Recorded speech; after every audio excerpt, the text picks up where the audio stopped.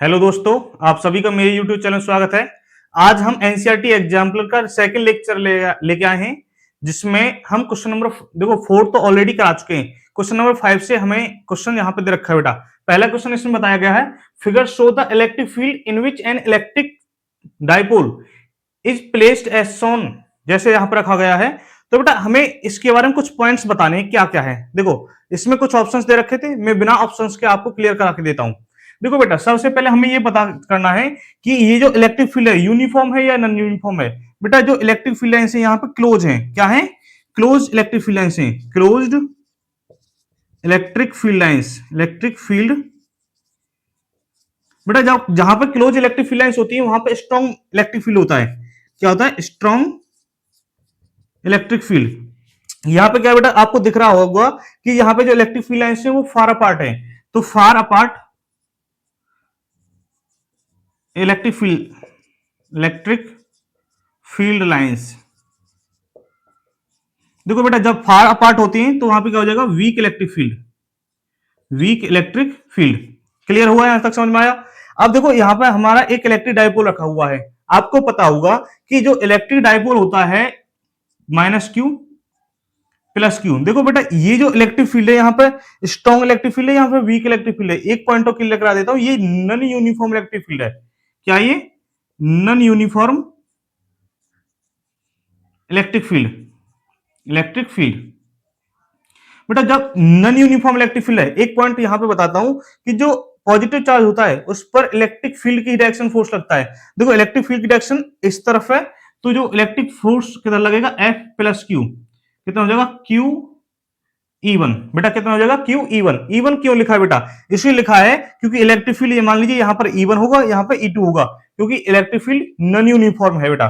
जो negative charge है उस पर किधर लगेगा? इधर लगेगा, F minus q, that is equal to q E2।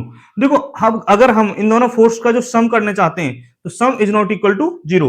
देखो F प्लस क्यू प्लस में F minus q that is not equal to zero. यहां पर फोर्स जो है वो जीरो नहीं हो पाएगा। पहला पॉइंट यहां से क्लियर हुआ।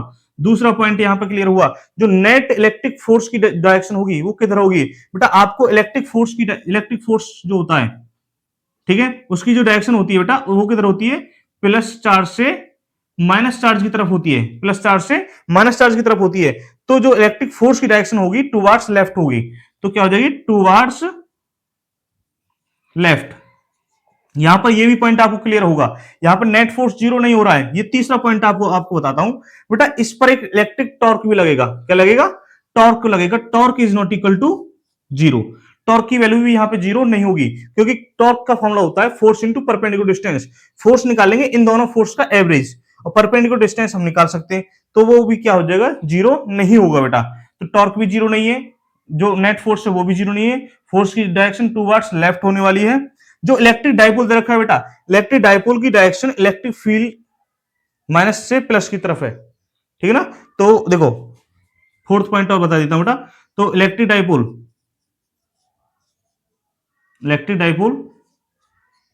डायरेक्शन कितना हो जाएगा बेटा? माइनस चार्ज से minus q to plus Q बेटा, ठीक है ना। ये टूवर्ड्स राइट होगी, टूवर्ड्स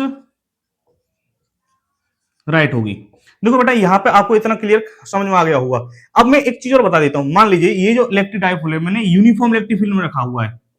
यूनिफॉर्म इलेक्ट्रिक फील्ड बेटा इधर, तो यहां पे माइनस क्यू, यहां पर कितना हो जाएगा? Plus Q. आपको पता है कि यूनिफॉर्म इलेक्ट्रिक फील्ड है तो इलेक्ट्रिक फील्ड चेंज नहीं हो रहा बेटा, ठीक है ना। जब इलेक्ट्रिक फील्ड चेंज नहीं होगा तो प्लस क्यू जो चार्ज है वो इधर फोर्स लगेगा F प्लस क्यू, और माइनस क्यू पे किधर लगेगा? F माइनस क्यू इधर लगेगा। तो इसकी वैल्यू कितनी हो जाएगी? क्यू ई, और इसकी कितनी हो जाएगी? Q E. बेटा चार्ज तो सेम है, इलेक्ट्रिक फील्ड भी सेम है बेटा। अपोजिट डायरेक्शन होने के कारण जो यहाँ पर नेट फोर्स है F नेट कितना हो जाएगा बेटा? जीरो हो जाएगा। But torque is not equal to zero, ठीक है बेटा। जो टॉर्क है वो जीरो नहीं होगा, लेकिन जिस कंडीशन के अनुसार मैंने दिखाया गया है तो टॉर्क यहां पर जीरो हो जाएगा, ठीक है ना। अब देखो टॉर्क हम जीरो नहीं करते बेटा, इसको हमें इलेक्ट्रिक डाइपोल को हम किसी ना किसी एंगल पर रख देते हैं। ये इस प्रकार रखा हुआ है, ये माइनस क्यू, ये प्लस क्यू, ठीक है ना। इसका जो अभी मैंने केस बताया था उससे पहले, उस केस को भी मैं आपको क्लियर करके देता हूं बेटा, ठीक है ना। ये कितने हो जाएगा? 2a, ठीक है। अब बेटा देखो यहाँ पे जो स्पेशल केस दे दे कोई भी, जैसे मान लीजिए कोई एक यूनिफॉर्म इलेक्ट्रिक फील्ड है बेटा हमारे पास में, इधर है और इधर ही इलेक्ट्रिक डाइपोल की डायरेक्शन पी, ठीक है ना, दोनों सेम है, ये माइनस क्यू यहाँ पर है बेटा, प्लस क्यू इधर है, क्योंकि प्लस से माइनस की तरफ इसकी डायरेक्शन होती है, तो पी भी यहाँ पे इलेक्ट्रिक फील्ड और इलेक्ट्रिक डाइपोल के बीच में जो एंगल होगा बेटा जीरो होगा, इसलिए हम टॉर्क की वैल्यू पीई साइन थीटा के अनुसार जब टॉर्क में रखेंगे बेटा, टॉर्क बराबर पीई साइन जीरो हो जाएगा। साइन जीरो की वैल्यू कितनी होती है, जीरो, तो टॉर्क कितना हो जाएगा यहाँ पे, जीरो, तो नेट जो टॉर्क है बेटा वो जीरो हो जाएगा, और इलेक्ट्रिक जो फोर्स है वो नेट फोर्स जो कितना हो जाएगा वो भी जीरो हो जाएगा। मान लीजिए एक और क्वेश्चन है, जैसे मान लीजिए यूनिफॉर्म इलेक्ट्रिक फील्ड है बेटा ये, और इसमें जो इलेक्ट्रिक डाइपोल है वो इस प्रकार रखा हुआ है, plus q minus q, that is the direction of electric dipole is from minus q to plus q opposite to the electric field, ठीक है बेटा, इस प्रकार। तो यहाँ पे कितना हो जाएगा, थीटा की वैल्यू जीरो। तो देखो यूनिफॉर्म इलेक्ट्रिक फील्ड में किसी भी इलेक्ट्रिक डाइपोल को रखते हैं तो नेट फोर्स कितना हो जाता है, जीरो हो जाता है, इसलिए यहाँ पे एफ नेट कितना हो जाएगा, जीरो हो जाएगा अकॉर्डिंग टू दिस क्वेश्चन, ठीक है ना। लेकिन जो इलेक्ट्रिक डाइपोल जो इलेक्ट्रिक टॉर्क है उसकी वैल्यू निकालेंगे तो टॉर्क बराबर कितना हो जाएगा, torque is equal to zero, zero इसलिए हो जाएगा, टॉर्क की वैल्यू होती है P E sine theta, sine theta में थीटा की वैल्यू कितनी होती है यहाँ पे 180, और 180 की वैल्यू कितनी होती है, साइन 180 की वैल्यू जीरो, तो यहाँ पे जो टॉर्क होगा वो भी जीरो हो जाएगा। इसी प्रकार जैसे मान लीजिए एक यूनिफॉर्म इलेक्ट्रिक फील्ड है बेटा, इसमें इलेक्ट्रिक डाइपोल इस प्रकार इस कंडीशन के अनुसार रखा गया है, माइनस ये प्लस, तो यहाँ पे जो इलेक्ट्रिक डाइपोल की डायरेक्शन इधर हो जाएगी, यहाँ पे थीटा की वैल्यू कितनी हो जाएगी बेटा, 90 डिग्री हो जाएगी। जब 90 डिग्री हो जाएगी तो एफ नेट कितना हो जाएगा, जीरो, ठीक है ना, यूनिफॉर्म इलेक्ट्रिक फील्ड में कितना हो जाएगा, जीरो। लेकिन टॉर्क की वैल्यू कितनी हो जाएगी, पीई साइन 90, तो टॉर्क बराबर कितना हो जाएगा, पीई साइन 90 की वैल्यू कितनी होती है बेटा, 1 होती है। इस प्रकार ये एक स्पेशल केस अलग हो गया। जैसे मान लीजिए एक स्पेशल केस ये हो गया, एक यूनिफॉर्म इलेक्ट्रिक फील्ड है, इलेक्ट्रिक डाइपोल इस प्रकार रखा हुआ है, ये प्लस क्यू माइनस क्यू, ठीक है ना, इधर इलेक्ट्रिक डाइपोल की डायरेक्शन इधर होगी, तो थीटा कितना बना रहा है बेटा, ये 90 डिग्री, 90 डिग्री है, तो टॉर्क बराबर कितना हो जाएगा, पीई साइन 90, तो टॉर्क बराबर कितना हो जाएगा बेटा हमारा, पीई, ठीक है ना। लेकिन जो इलेक्ट्रिक फोर्स की बात करें एफ नेट, वो हो जाएगा बेटा जीरो, ठीक है ना, according to this condition, according to this condition बेटा, ठीक है ना। अब एक और क्वेश्चन है, मान लीजिए एक नॉन यूनिफॉर्म इलेक्ट्रिक फील्ड है बेटा, ठीक है ना, इसमें प्लस क्यू माइनस क्यू जो इलेक्ट्रिक डाइपोल है इस प्रकार रखा गया है, तो इसकी डायरेक्शन होगी ये, ठीक है, और नॉन यूनिफॉर्म इलेक्ट्रिक फील्ड है बेटा ये, तो इस पे जो नेट फोर्स होगा एफ नेट वो जीरो नहीं होगा बेटा, ठीक है ना, जीरो इसलिए नहीं होगा क्योंकि जो इलेक्ट्रिक फील्ड है बेटा वो लगातार चेंज हो रहा है, लेकिन जो टॉर्क है उसकी भी वैल्यू जीरो नहीं होगी, जब फोर्स जीरो नहीं है तो वो भी जीरो नहीं रहने वाला। This is the answer of the question. Question number 5 के जो स्पेशल जो कुछ एग्जाम्पल थे वो हमने समझा दिए हैं। अब क्वेश्चन नंबर 6 की तरफ बढ़ते हैं बेटा। बेटा अब हमारे पास में क्वेश्चन नंबर 6 है, जिसमें बताया गया है a point charge plus q is placed at a distance d from an isolated conducting plane। बेटा एक कंडक्टिंग प्लेन ले लिया हमने, ठीक है, ये है मान लीजिए, ठीक है बेटा, और इसके पास में हमने एक प्लस क्यू चार्ज रखा, ठीक है। जब प्लस क्यू चार्ज रखा है देखो, इसके इंडक्शन प्रोसेस के कारण यहां पर नेगेटिव चार्ज आ जाएगा, ठीक है ना, और इसी की जस्ट अपोजिट क्या हो जाएगा, पॉजिटिव चार्ज। क्लियर है आपको, क्योंकि ये जो इंडक्शन प्रोसेस होती है, इंडक्शन प्रोसेस के कारण सामने वाले जो पार्ट पर उसके जस्ट अपोजिट चार्ज आता है, और उसके अपोजिट पार्ट पर जो सेम चार्ज आ जाता है, ठीक है ना। The field at point P on the other side, ये बेटा पहली बात तो ये डिस्टेंस डी पर रखा हुआ है, ये एक पॉइंट पी है बेटा अदर साइड पर, तो यहां पर ये मान लीजिए पी है पॉइंट, तो यहां पर इलेक्ट्रिक फील्ड कैसे होगा, सबसे पहले आपको बता देता हूं बेटा। जो इलेक्ट्रिक फील्ड होता है देखो, यहां से तो इस प्रकार जाएगा, ठीक है ना, यहां से इस प्रकार जाएगा बेटा, ठीक है ना, क्योंकि देखो ये एक पॉइंट चार्ज है, पॉइंट चार्ज से स्फेरिकल कंसेंट्रिक स्फेरिकल टाइप में निकलेंगी, तो प्लस से इलेक्ट्रिक फील्ड लाइंस इस प्रकार जाती है बेटा, प्लस से माइनस की तरफ, और प्लस से माइनस की तरफ इस प्रकार होंगी, इस पॉइंट पी पर परपेंडिकुलर देखो electric field lines is perpendicular to the surface at point P and directed away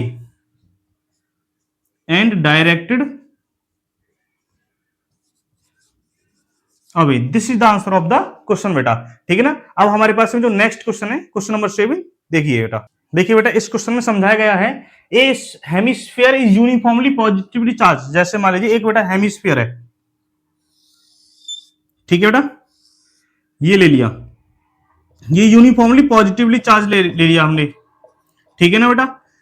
तो इस पे क्या होता है, देखो इस पे क्या पूछा है, electric field at A point on the diameter. बेटा ये डायमीटर एक पॉइंट भी है, इस पे ले लिया, अवे फ्रॉम द सेंटर, इसके सेंटर से दूर, ठीक है। तो आपको पता है बेटा इलेक्ट्रिक फील्ड लाइंस किसी भी कंडक्टिंग स्फीयर के परपेंडिकुलर होती हैं, तो ये हो जाएंगे इस प्रकार। तो अवे फ्रॉम, देखो directly perpendicular to, directed away, answer होगा directed away and perpendicular to the diameter बेटा। इसी प्रकार जैसे अगर मैं इस चार्ज पार्टिकल को, ये जो हेमिस्फीयर लिया बेटा, इसको नेगेटिवली चार्ज कर दूं, ठीक है ना, ये हमने नेगेटिवली चार्ज कर दिया बेटा। नेगेटिवली चार्ज करने के कारण क्या हो जाएगा बेटा, इलेक्ट्रिक फील्ड लाइंस जो होंगी वो परपेंडिकुलर ही होंगी इस प्रकार, लेकिन डायरेक्टेड टुवर्ड्स द डायमीटर होगा। Electric field lines directed towards the diameter बेटा, ठीक है ना। This is the answer of the question. बेटा हमारे पास में क्वेश्चन नंबर 8 है, if integration E D S is equal to 0 over the surface then, इसका क्या होगा बेटा, मतलब सर्फ, देखो गॉस थ्योरम होती है हमारे पास में, phi is equal to integration E D S E dot D S is equal to q upon epsilon naught. इसका मतलब क्या है बेटा, देखो ऐसा हो सकता है कि इसमें जो चार्ज प्रेजेंट है 0 हो, पहला केस, अगर किसी भी सरफेस के अंदर चार्ज प्रेजेंट ही नहीं है, फर्स्ट कंडीशन है नो चार्ज प्रेजेंट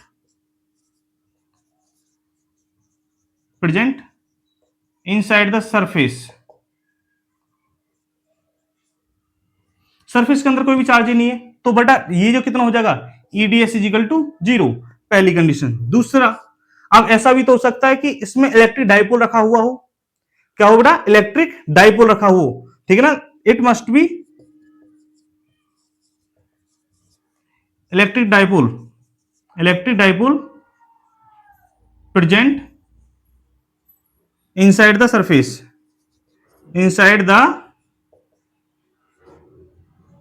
बेटा, ठीक है। देखो जब इलेक्ट्रिक डाइपोल क्यों होगा बेटा, जैसे मान लीजिए एक होता है प्लस क्यू, एक होता है माइनस क्यू, इन दोनों को सम करते हैं तो आता है बेटा 0। कितना आता है बेटा, 0 आता है, ठीक है ना, क्योंकि यहां पर ये जो चार्ज लिया जाता है नेट चार्ज होता है, net charge according to the Gauss theorem, ठीक है ना। थर्ड कंडीशन क्या होगी, ऐसा भी तो हो सकता है कि जितनी भी इलेक्ट्रिक फील्ड लाइंस किसी भी क्लोज सरफेस के अंदर जा रही हो, उतनी ही इलेक्ट्रिक फील्ड लाइंस बाहर जा रही हो, ठीक है ना, तो तभी भी ये जो होता है 0 होता है। तो क्योंकि जो इलेक्ट्रिक फ्लक्स क्या होता है, total number of electric field lines pass through the close surface. और कहने का मतलब ये है कि जितनी भी इलेक्ट्रिक फील्ड लाइंस होती हैं, अगर जितनी अंदर है उतनी बाहर हो, तो तब भी इलेक्ट्रिक फ्लक्स 0 हो जाएगा, ठीक है ना। तो it must be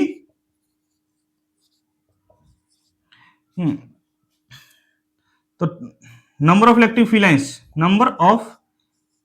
field lines enter और एग्जिट बेटा इज इक्वल इन नंबर, ठीक है ना। और लास्ट कंडीशन क्या हो सकती है भाई, लास्ट कंडीशन ये हो सकती है कि उस जो सरफेस के अंदर कोई चार्ज प्रेजेंट ही नहीं है, आउटसाइड पर प्रेजेंट हो, तो total charge present outside the surface, it must be total charge present outside the surface,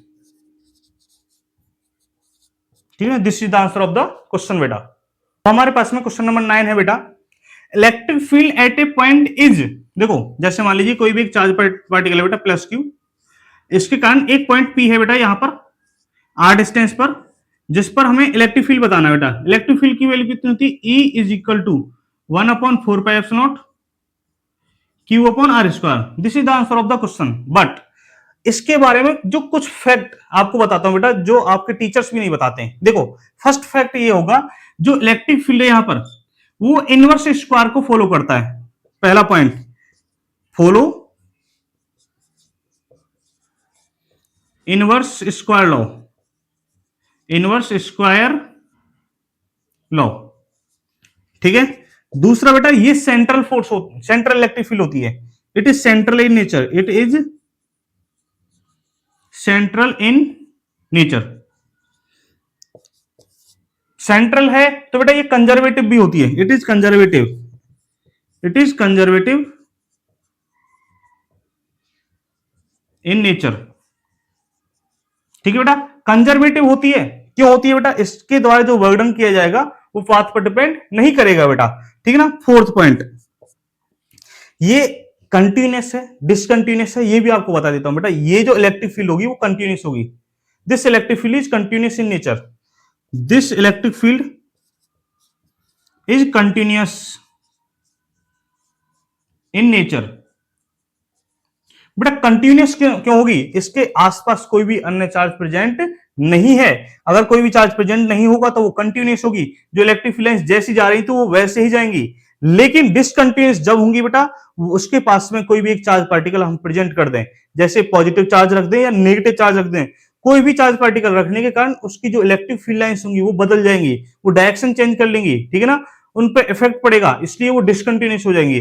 if देखो this electric field is discontinuous if any charge positive or negative is present is near them, ठीक है ना। this electric field is discontinuous if any charge plus q minus q present near it। बेटा ये जो points हैं आपको कोई भी नहीं बताता, ये अच्छा पॉइंट है, आपके बोर्ड एग्जाम में भी आ चुका है ये क्वेश्चन, बहुत बहुत इंपॉर्टेंट है, वेरी वेरी इंपॉर्टेंट क्वेश्चन है ये बेटा, ठीक है ना।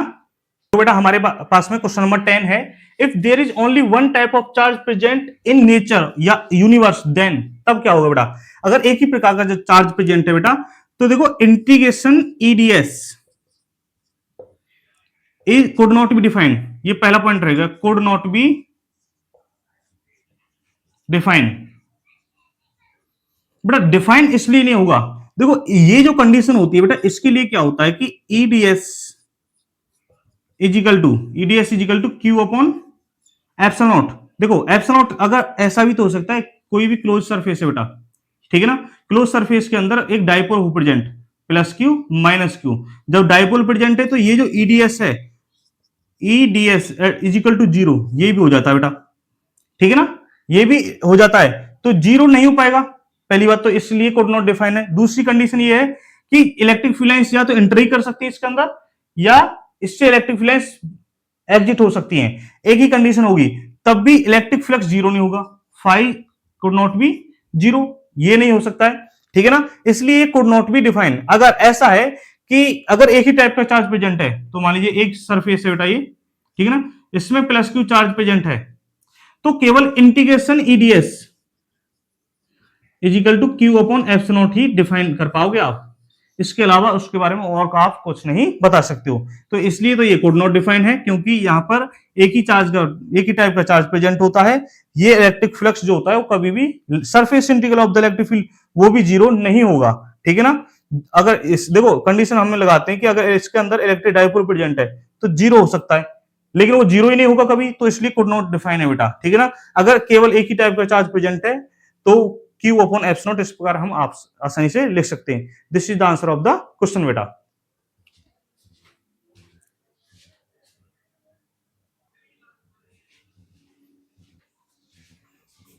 अब हमारे पास में क्वेश्चन नंबर 11 है बेटा, consider a region inside which there are various types of charge but the total charge is zero.